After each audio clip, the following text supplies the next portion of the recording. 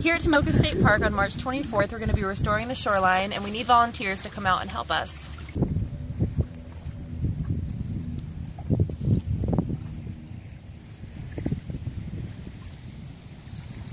What we're doing is through the Shrek and Share program, we got recycled oyster shells. We put them into bags, and those bags are like a first line of defense to protect from wave damage that could erode shorelines away.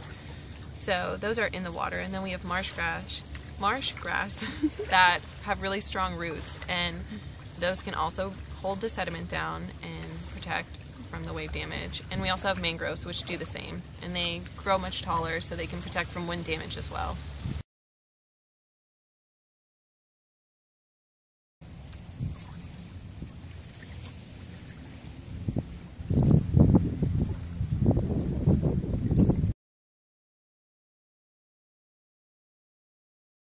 So we're trying to benefit the entire community here, including the water itself. For example, with these oyster shell bags, we're hoping to bring in live oysters to inhabit the area, also filtering the water and creating new habitats for new species. We're also going to have mangroves, such as black and red mangroves, which will also be a new community or habitat for these younger juvenile species, like the fish. They'll usually lay their eggs in there. So ideally, the end product is not only to protect the shoreline that we have, but to also bring in new communities, bring in a healthier habitat itself.